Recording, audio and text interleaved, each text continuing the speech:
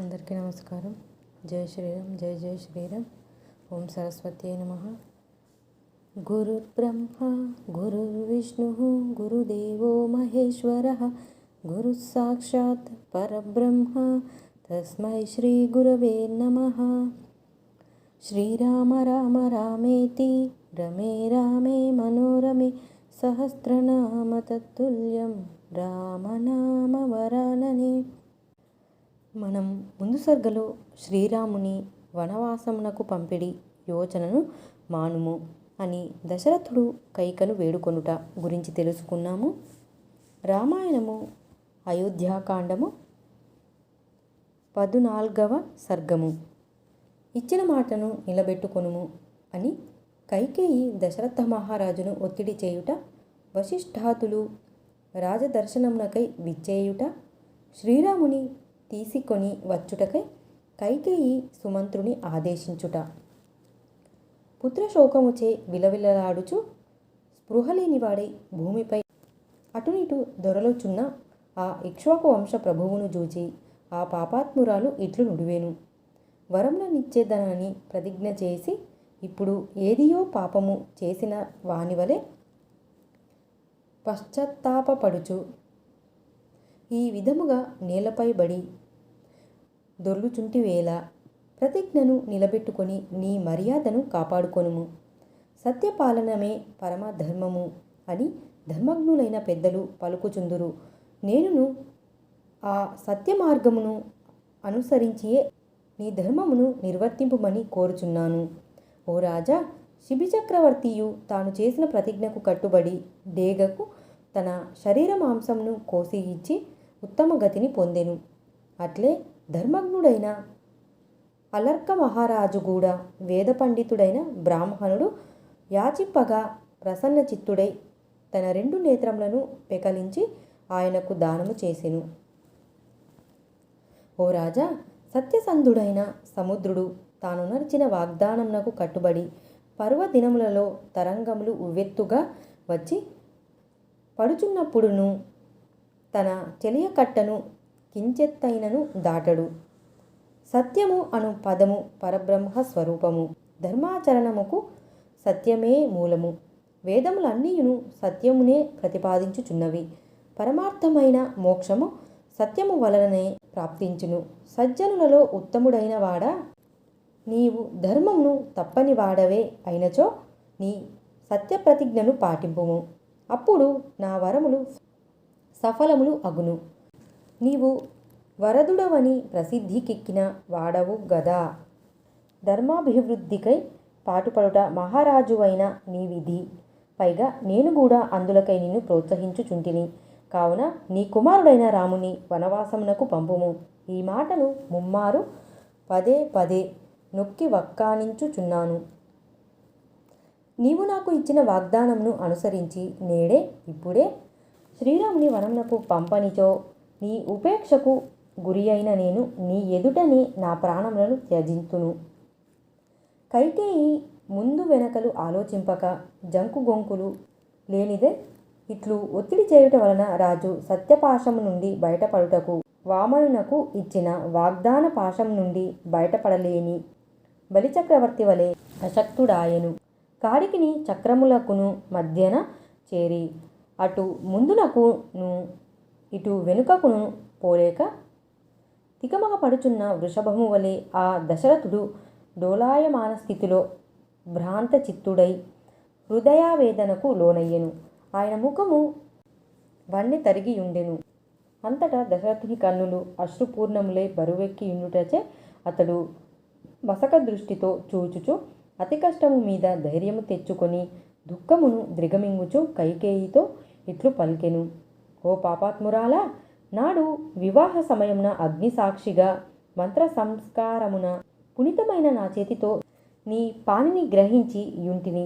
నేను అట్టి నీ పానిని నిన్నును త్యజించుచున్నాను.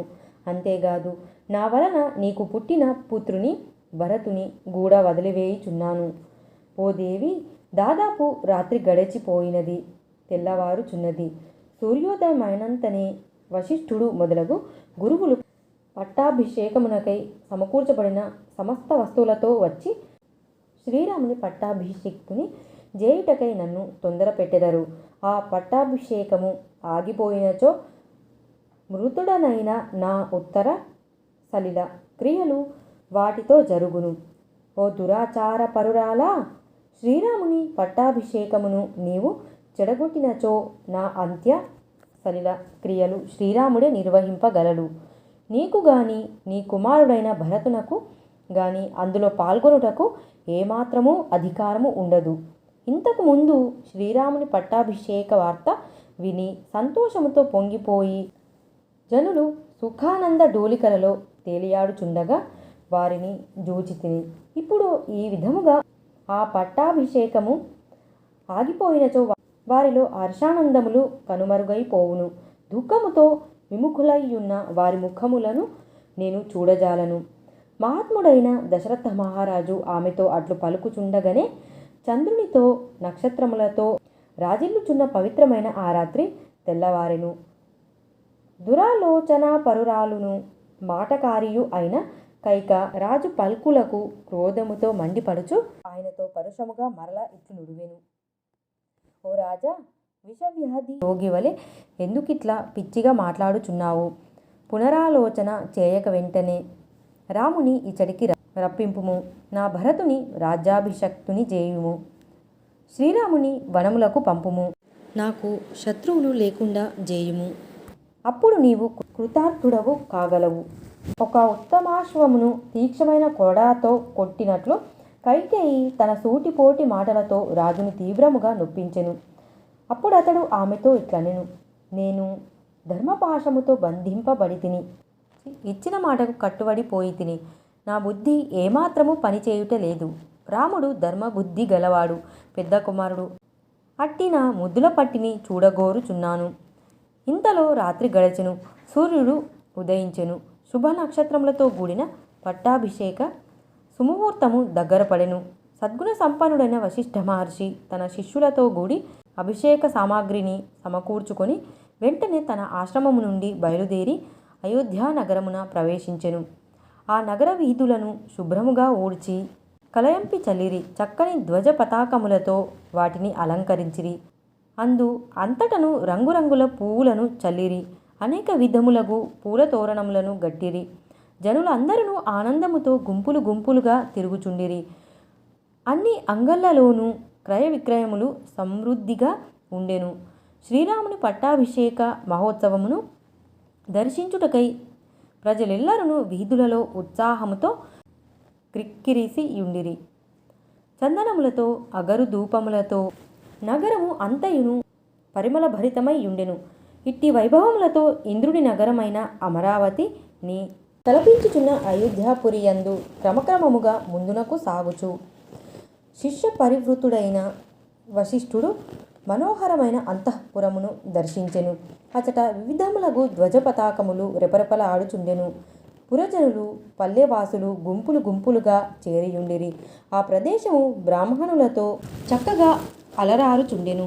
యజ్ఞ వీధులు సబార్హులు అయిన బ్రాహ్మణోత్తములతో అది నిండియుండెను. అంతటా వశిష్ఠుడు మహర్షులతో కూడి అంతఃపుర సమీపమునకు చేరి జనప్రదేశమును దాటుచు ముందునకు సాగెను.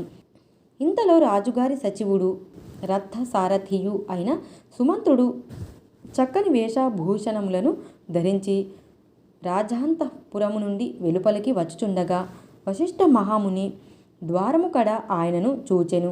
పిమ్మట మహా తేజస్వి అయిన వశిష్ఠుడు కార్యదక్షుడైన సుమంత్రునితో, నేనిచ్చటికి వచ్చినట్లుగా రాజుగారికి శీఘ్రముగా విన్నవింపుము అని పలికెను.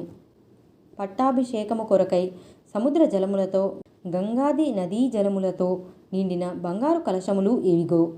ఇది మేడి చెక్కలతో సిద్ధపరచబడిన భద్రపీఠము.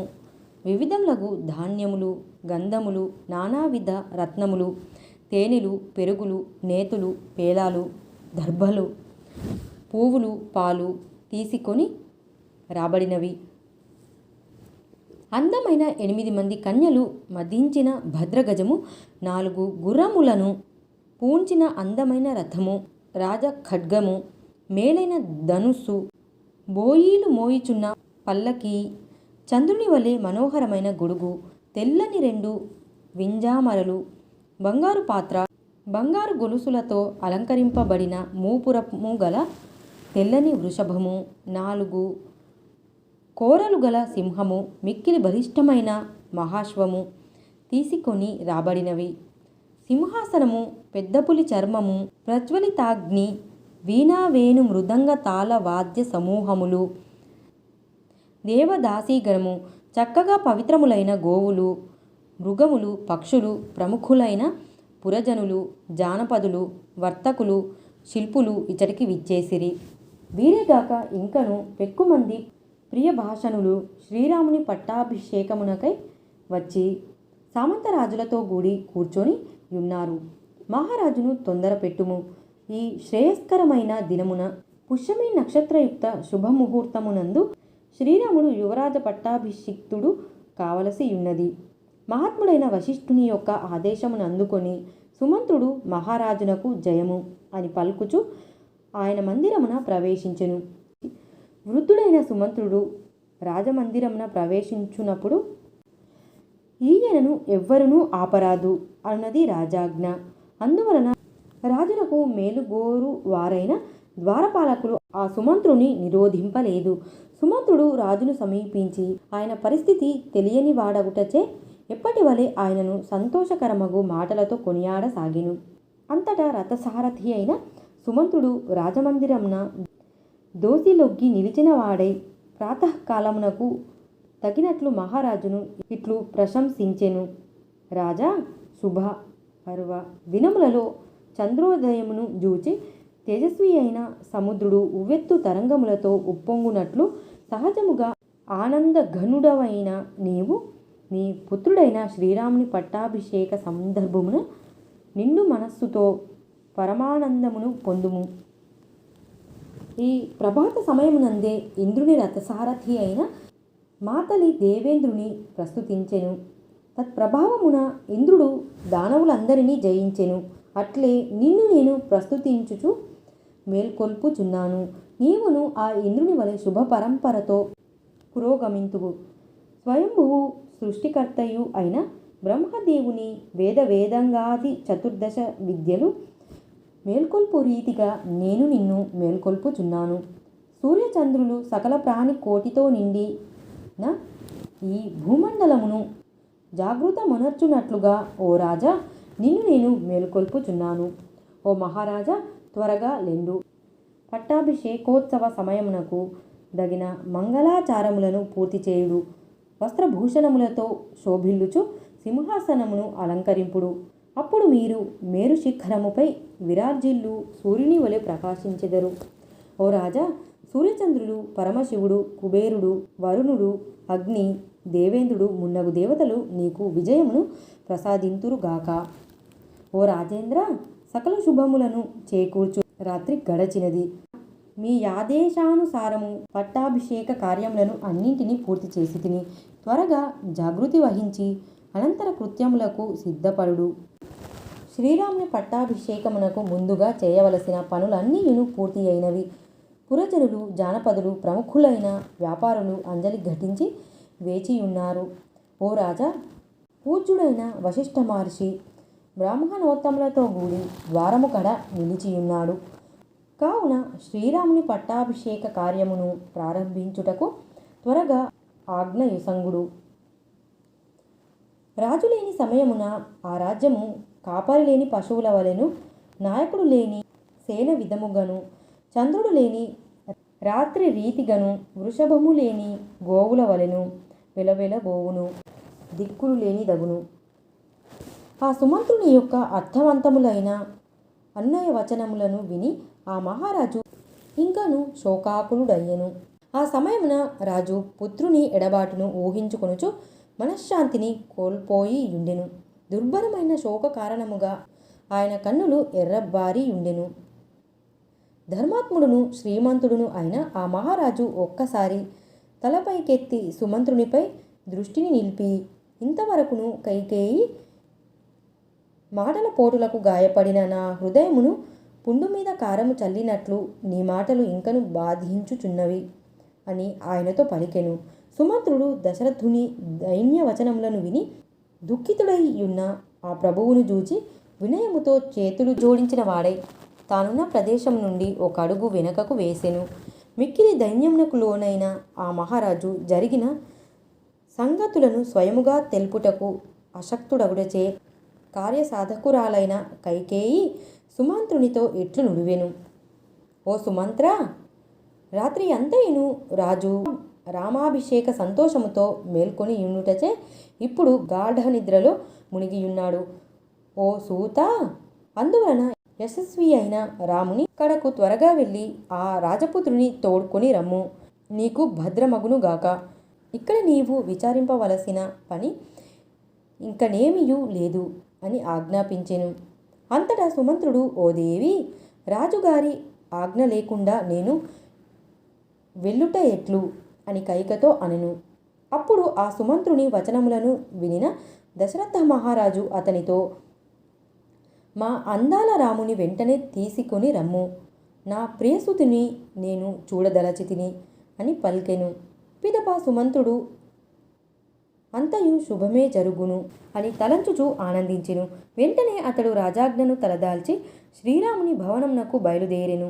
వెళ్ళుచు శ్రీరాముని పట్టాభిషేకమునకై కైకేయి తొందర పెట్టుచున్నదనియు ధర్మజ్ఞుడైన శ్రీరాముడు ఇచ్చటికి తప్పక రాగలడనియు అతడు భావించెను.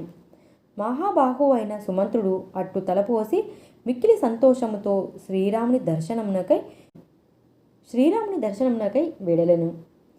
సముద్రమునందలి ఒక మడుగువలెనున్న అయోధ్యా నగరము నందలి ఆ అందమైన అంతఃపురము నుండి అతడు బయటికి వచ్చి